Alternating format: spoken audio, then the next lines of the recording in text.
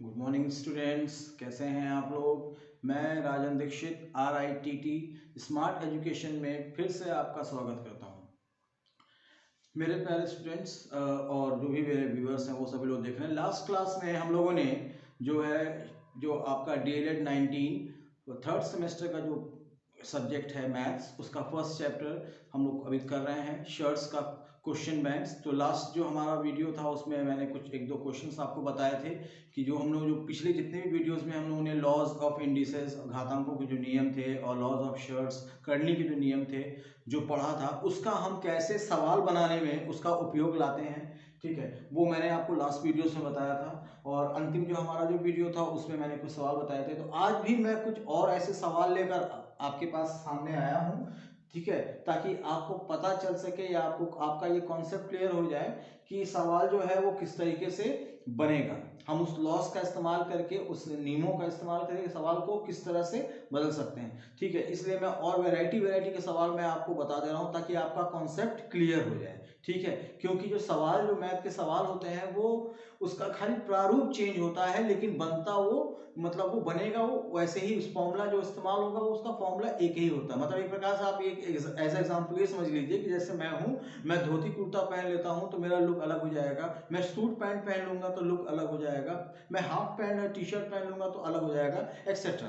ठीक है, तो सवाल का जो कॉन्सेप्ट होता है वो कॉन्सेप्ट क्लियर होना चाहिए। ठीक, सवाल का जो प्रारूप होता है वो हमेशा चेंज होता रहता है, लेकिन जो कॉन्सेप्ट होता है, जो उसको बनाने का तरीका होता है, वो हमेशा सिमिलर होता है। तो वो हमें आना चाहिए, इसलिए ताकि आप लोग भविष्य में कोई भी कॉम्पिटिटिव एग्जाम में जाएं तो आपके पास, जैसे चाहे सीटेट हो गया, टेट हो गया, सुपर टेट हो गया, जहां वो जो मैथ्स के जो पेपर आते हैं उसमें सवाल वैसे ही रहेंगे। ठीक है, लेकिन उसका खाली आपको प्रारूप पहचानना होगा कि वो सवाल किससे रिलेट कर रहा है। तो उसके लिए हमें कॉन्सेप्ट हमारा क्लियर होना चाहिए। चलिए, तो आज का टॉपिक मैं शुरू करता हूं। मेरे कमेंट बॉक्स में कुछ बच्चों ने एक सवाल मुझे दिया था, मैं उस सवालों को जो है मैं बताऊंगा। ये थोड़ा सा उसी आपके ही सब्जेक्ट का सवाल है, लेकिन इसका प्रारूप देखिए चेंज है। मैंने क्वेश्चन लिखा हुआ है,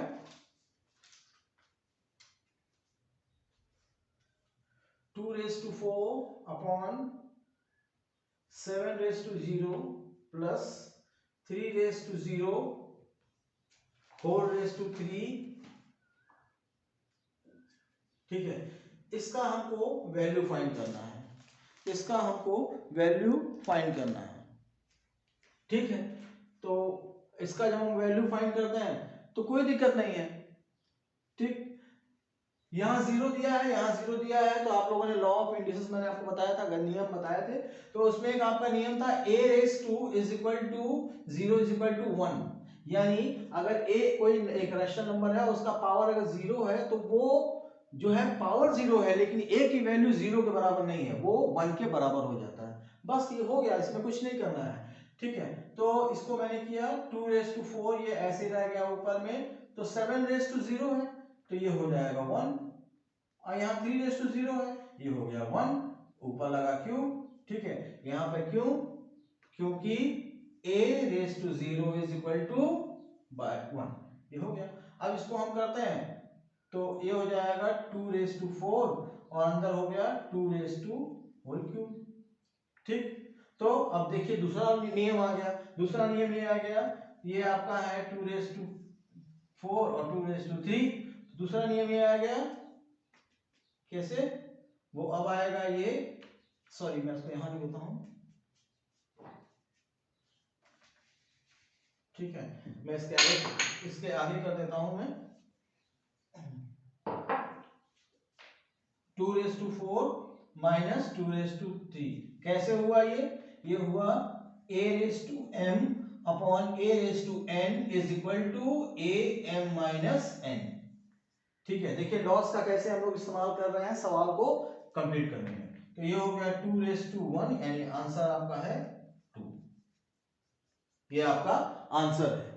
ठीक है, तो आपने देखा इस सवाल को जो है 2 ही लाइन का सवाल था। ठीक है, तो यहाँ पे आपका मैंने कॉन्सेप्ट क्लियर कर दिया कि ये जब भी किसी नंबर पे जीरो होता है तो उसका वैल्यू 1 हो जाता है, और कैसे हम लोगों ने नियम का इस्तेमाल किया है। ठीक है, ये एक सवाल था। एक सवाल और मैं आपको बता देता हूं जो मेरे कमेंट बॉक्स में आया था, किसी बच्चे ने मुझसे पूछा था, मैं वही बता देता हूं थोड़ा सा।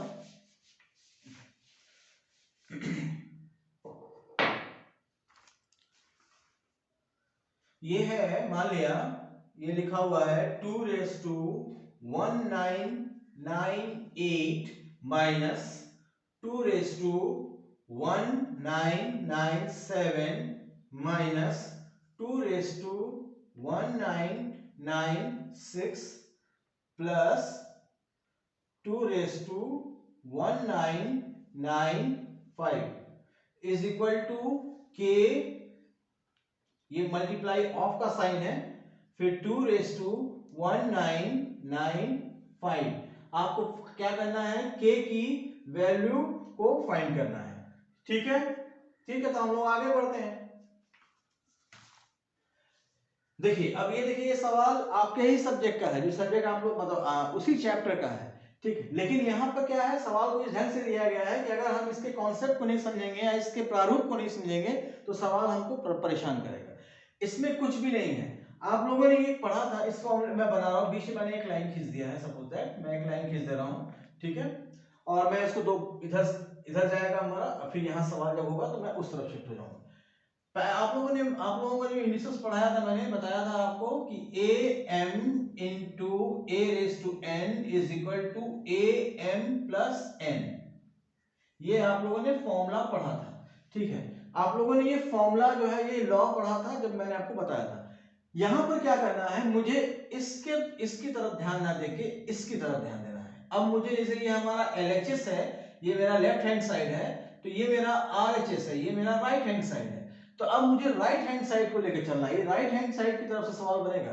ठीक है, तो अब मुझे ऊपर के पावर को ऐसा तोड़ना है कि वो इसके बराबर हो जाए। कैसे, ये देखिए 2199।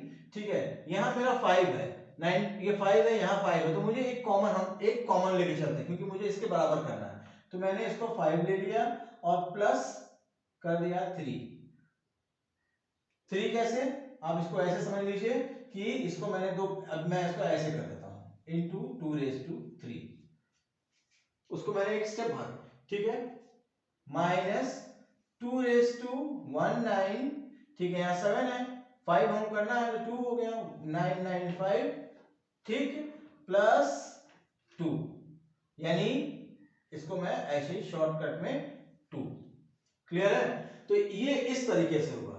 यानी ये देखिए क्या होता है, A square A raise to M into A raise to N is equal to A M plus N. तो ए एम प्लस 1 जो है, मैंने ए एम प्लस 1 को शॉर्टली लिख दिया। ये देखिए, उसका बस ये शॉर्ट था, ये मैंने डिटेल में लिखा है। इसका जो है मैंने इसको इसके बराबर हो गया, ये 195 प्लस 3। मैं एक स्टेप भाग गया हूं, मैंने एक स्टेप को स्किप कर दिया है। मैंने आपको समझाने के लिए बता दिया कि मैंने ये कैसे किया था, मैंने आपको यहाँ पर करके दिखा दिया। ये कैसे हुआ है, ये देखिए, ये जो बनाया है ये इसी के बराबर है। कैसे हुआ है, वो इसी के बराबर। मैं LHS की जगह RHS को लेके चल रहा हूँ। ठीक है, तो अब ये आपको क्लियर हो गया होगा कैसे बनाएंगे। ठीक है, तो मैं डायरेक्टली करता हूँ, आप उसको जो है, आप ये आपके लिए अंडरस्टूड है। तो ये हो गया 2⁻995 प्लस 3 माइनस 2995 प्लस 2, क्योंकि 7 है तो 5 के बराबर करना है, तो 5 में से माइनस करेंगे। ठीक है, 5 करेंगे 2 हो गया। ठीक, माइनस 21995 प्लस 1। अब देखिए यहाँ पर अंतिम में जो है ये 1 है। ठीक है, तो यहाँ पे कुछ मत करिए, यहाँ पर जो है आप किसको करेंगे, तो ये अगर इसको हम तोड़ते हैं तो इसको तोड़ने का बस एक ही तरीका है कि ये यहाँ पर आप इंटू 1 कर दीजिए, इंटू 1, या ठीक है इंटू 1 कर दीजिए, या आप ये देखिए ऐसे है 21995 प्लस जो है ठीक है, प्लस 2⁻1 है। अरे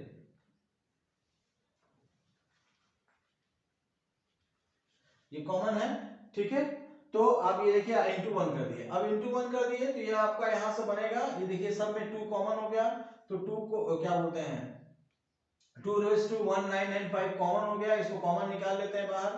ठीक, कॉमन निकालेंगे तो अंदर क्या क्या बचेगा, देखिए यहां पर है एक 2 था।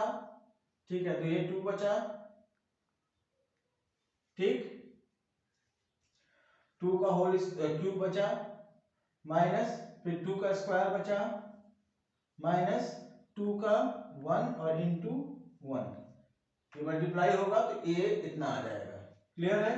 तो ये हो जाएगा 2995, अंदर ब्रैकेट में जो है आपका ए हो गया 8 माइनस 4 माइनस 2, ठीक है, सॉरी प्लस 1 हो गया, प्लस 1 हो गया तो ये कितना आ गया 2995, ठीक, इंटू करेंगे तो 4 आया, 4 में से 2 गया तो 2 आया, बचा 3। अब ये आया, अब इधर आते हैं तो अब ये देखिए कैसे हो गया, ये हो गया 21995 इंटू 3 इज इक्वल टू के 21995 हो गया, कोई बात नहीं, अब इसको उधर भेज दीजिए, 3 इज इक्वल टू, ठीक है, 3 इज इक्वल टू के 21995 अपॉन 21995, ये कट गया तो k का वैल्यू बचा, ये यहाँ 1 था तो k का वैल्यू बचा 3, ये देखिए आपका k का वैल्यू आ गया। तो आप लोगों ने देखा होगा सवाल जो है ये कैसा दिया हुआ था, लेकिन बना किस फॉर्मूले से, इस फॉर्मूले से बना, ठीक है। अब फॉर्मूले का हम लोगों ने किस तरह से यूज किया, यही मेरा उद्देश्य है कि आप फॉर्मूले का यूज करना सीख जाएं तो आप किसी भी सवाल को बना सकते हैं सब्जेक्ट रिलेटेड, ठीक है। तो आज जो है मैं आज के लिए इतना ही, मैं नेक्स्ट क्लास में और भी कई वैरायटीज के जो सवाल हैं सब्जेक्ट रिलेटेड, इस चैप्टर रिलेटेड मैं लेकर आऊंगा, ठीक है। आज के लिए धन्यवाद, मिलते हैं अगले वीडियो।